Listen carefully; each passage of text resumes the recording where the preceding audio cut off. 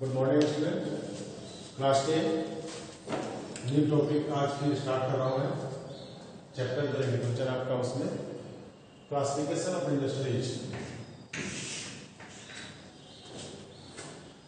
तो इंडस्ट्री का क्लासिफिकेशन एक तरह से हो चुका है। उसमें पहला जो क्लासिफिकेशन आपके सामने है वो agro based industry, means the industry that depends upon the agriculture product. उसमें आप देख लीजिए sugar cane, jute, T, coffee, rubber, इसके अलावा और बहुत सारे ऐसे इंडस्ट्रीज हैं जो एग्रो प्रोडक्ट पे डिपेंड है। Means the industry that use the raw material from the agriculture product.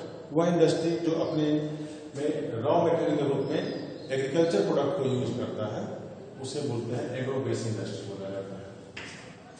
ठीक है। उसमें पहला आपका है टेक्सटाइल इंडस्ट्री, कपड़े का उद्योग, टेक्सटाइल इंडस्ट्री। इंडस्ट्रियल प्रोडक्शन के सेक्टर में, मीन्स प्रोडक्शन के मामले में इंडिया का वर्ल्ड में 14% प्रोडक्शन होता है, प्रोवाइड करता है प्रोडक्शन के sector.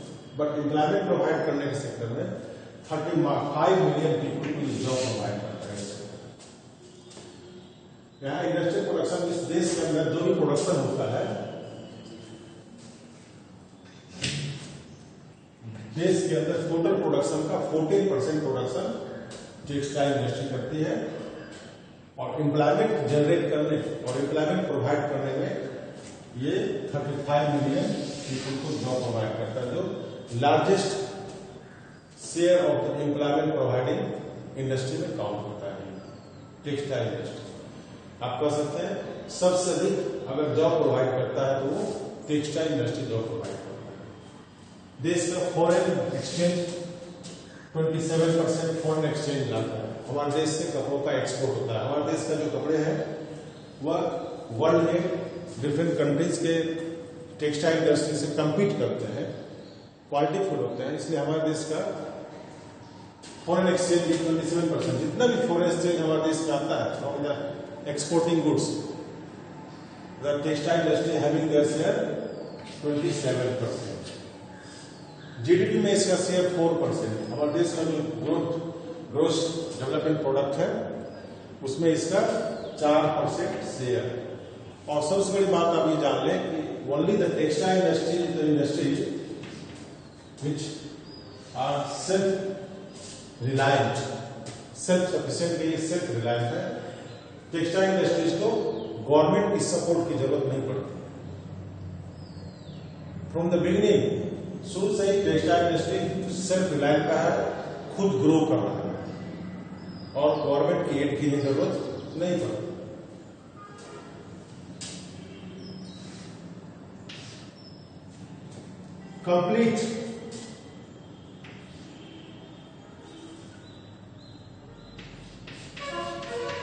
Complete in the value of chain, value chain में फाइबर टेक्सटाइल इंडस्ट्री का जो है वो एकदम चेन बना हुआ है। देखिए फाइबर प्रोडक्शन, रॉ फाइबर जिसको कहते हैं, फाइबर प्रोडक्शन होता है इन द सेंस जो ये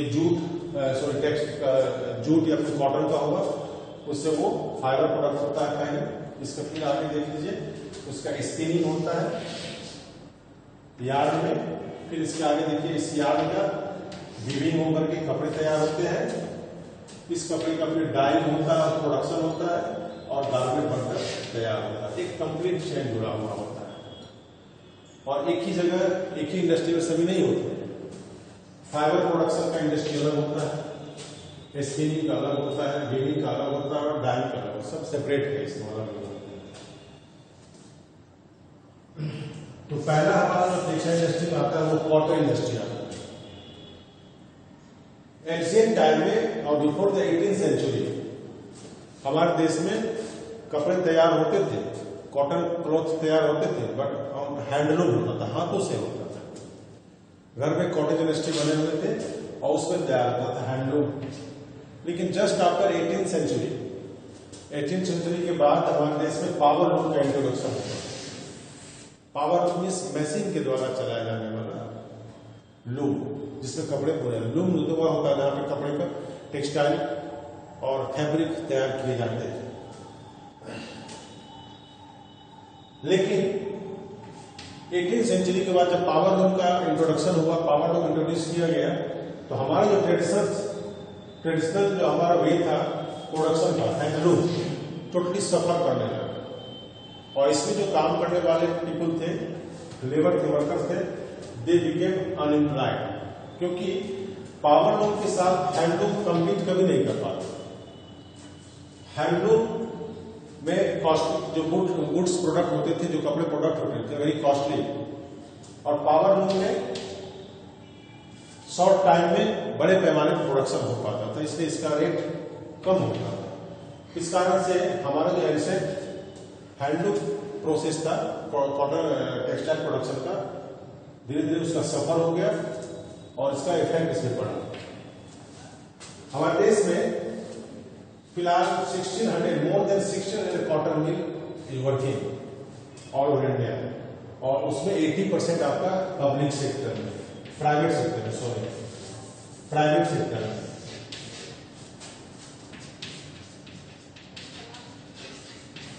%80 प्राइवेट सेक्टर में है, रेस्ट जो है वो पब्लिक सेक्टर या फिर ज्वाइंट सेक्टर में।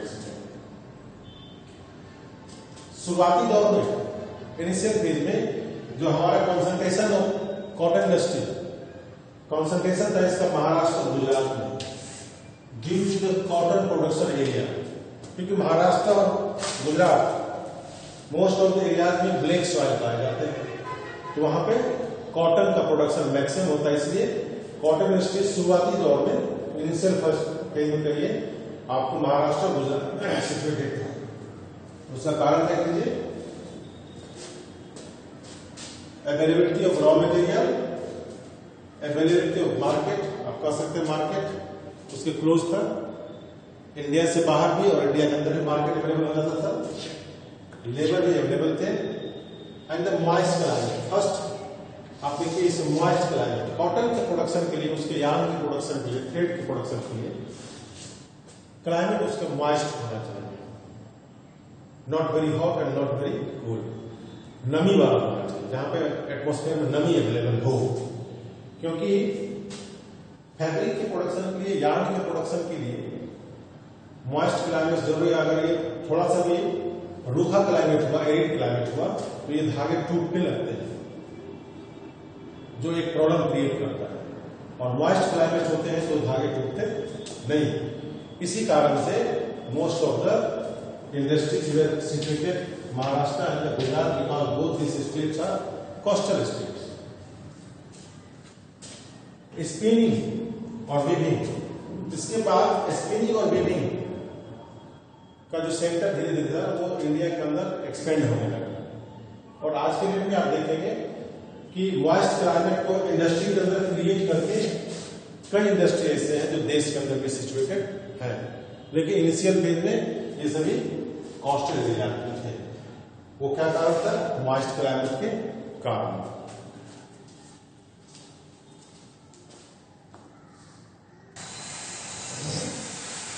सेकेंड जो आपका है एग्रोबेस्ड इंडस्ट्री का, सेकेंड जो आपका इंडस्ट्री है जूट टेक्सटाइल। इसके पहले मैंने आपको कॉटन टेक्सटाइल के बारे में पढ़ाया और उसे बताया आपको most of the cotton means आप सब Maharashtra and Gujarat due to the moist climate. ठीक है, अब देखिए दूसरा है jute textile. Largest producer of the raw jute and jute goods, India सबसे बड़ा जूट प्रोडक्शन में है देश वर्ल्ड में। Largest producer of jute as well as the jute producing goods के प्रोडक्शन में दुनिया में सबसे आगे बढ़ा है, लेकिन सेकंड एक्सपोर्टर है। क्या है ये? लेकिन इतना प्रोडक्शन करने के बाद भी ये एक्सपोर्ट के सेक्टर में सेकंड है, क्योंकि इसका मैक्सिमम यूज देश के अंदर हो जाता है। सेकंड एक्सपोर्टर इसलिए है कि इसके आगे बांग्लादेश से ज्यादा एक्सपोर्ट करता है, जो हमारा पड़ोसी है, वो एक्सपोर्ट मैक्सिमम करता है। हमारे देश में जूट मिल का फाउंडेशन जो आपको दिखे almost 70 jute mill are situated in the West Bengal along the coast of the Hooghly River. Hooghly River के 98 किलोमीटर का जो रेंज है उसके अंदर 70 मिल सिचुएटेड है। इसका रीजन है कि West Bengal is the largest producer of jute as a raw material provide करने के लिए। हमारे देश में फर्स्ट जूट मिल का फाउंडेशन 1859 में कोलकाता में किया गया और 1947 में जूट मिल हमारे देश में 1947 में क्या होगा, देश का डिवीजन हो गया। इसका इफेक्ट हमारे जूट टेक्सटाइल इंडस्ट्री में बढ़ा। उसी तरह जब कॉटन का पे भी हमारे देश में कॉटन प्रोडक्शन में भी और कॉटन टेक्सटाइल में भी इसका इफेक्ट पड़ा जब देश का विभाजन हुआ। Partition of the India in 1947 affected both beach agro based industry, the jute industry and the cotton industry. पहले जूट के बता दें, मैक्सिमम जो जूट मिल था वो इंडिया में रह गया। मैंने कहा 70 मिल देखे जूट मिल रह गए इंडिया में, लेकिन जूट प्रोड्यूसिंग एरियाज जो लैंड थे जिसमें लार्ज स्केल पे जूट का प्रोडक्शन होता था वो बांग्लादेश में चला गया। देखिए कितना 3/4 area jute producing area goes to Bangladesh and rest of the mill maximum mill हमारे देश में हुगली के किनारे पर सिचुएटेड हो। So there is a lack of the raw material, तो रॉ मटेरियल का लैक होने लगा है। फैक्टर्स जो लोकेशन का है इंडस्ट्री, जैसे मैंने बताया आपको कि कॉटन टेक्सटाइल के लिए मॉइस्ट क्लाइमेट चाहिए, मॉइस्ट, जिसके कारण से मैक्सिमम आपको कॉटन और जूट के कॉटन का जो टेक्सटाइल इंडस्ट्री है महाराष्ट्र और गुजरात। उसी तरह फैक्टर्स जूट के इंडस्ट्री के लोकेशन के होते हैं, ठीक है। और लोकेशन ऑफ इंडस्ट्री, इससे पहले मैंने पढ़ाया आपको कि आइडल लोकेशन ऑफ इंडस्ट्री, उससे भी अगर ध्यान देंगे आप तो अच्छी तरह समझ जाएंगे। पहला है proximity of jute, that is the raw material, जो कि मैंने आपको बताया प्रोड्यूसिंग एरिया। बंगाल में और हुगली के तट पे सिचुएटेड होने का मेन कारण है कि वहां पे जूट का प्रोडक्शन मैक्सिमम होता है, ठीक है। इनएक्सपेंसिव वाटर ट्रांसपोर्ट, और इस Hooghly river 98 kilometre Hooghly river का जो है इसमें वाटर ट्रांसपोर्ट बहुत कम खर्चीला होता है, जिसके कारण रॉ मटेरियल को एक जगह से दूसरी जगह और प्रोडक्ट को फिर एक जगह से दूसरी जगह ले जाने में उन्हें कम खर्च पड़ता है। नेटवर्क ऑफ रेलवे, रोडवेज और वाटरवेज से अच्छी तरह जुड़ा हुआ है, इसलिए यहाँ पे मैक्सिमम टेक्सटाइल इंडस्ट्री का सेटअप हुआ, जूट इंडस्ट्री का। जूट के इंडस्ट्री के लिए एबंडेंट वाटर चाहिए, बड़े पैमाने में पानी, जो हुगली रिवर अवेलेबल कराती है, और cheap labour from the adjoining states of Bengal, Bengal से चीप लेबर, बिहार से, उड़ीसा से, आसाम से और यूपी से चीप लेबर अवेलेबल हो जाती है। और कोलकाता एक बड़ा सिटी होने के कारण बहुत सारी फैसिलिटीज प्रोवाइड करती थी इस इंडस्ट्री के डेवलपमेंट में, बैंकिंग हो, LIC और एक्सपोर्ट फैसिलिटीज, ये सभी प्रोवाइड करने के कारण ही मैक्सिमम फैक्ट्रीज आपको वेस्ट बंगाल के हुगली रिवर पर सिचुएटेड है। This is the ideal location of the jute industry. लेकिन हमारे देश में आप देखेंगे जूट इंडस्ट्री को ग्रेट चैलेंज फेस करना पड़ा। वो चैलेंज क्या है? Synthetic fibre.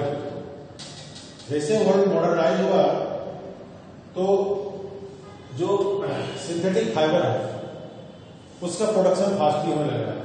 ये पेट्रोलियम प्रोडक्ट्स में आते हैं, इससे धागे बनाए जाते हैं और इसको स्टीफ कंपटीशन फेस करना पड़ रहा है इस धागों का, क्योंकि ये चीप होते हैं, सस्ते होते हैं, स्ट्रांग भी होते हैं, मजबूत भी होते हैं।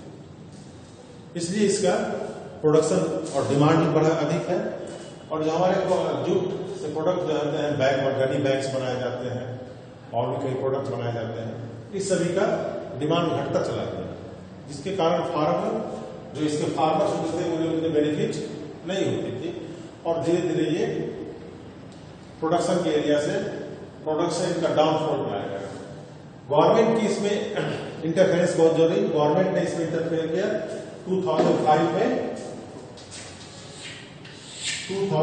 में गवर्नमेंट ने एक नेशनल जूट पॉलिसी बनाई।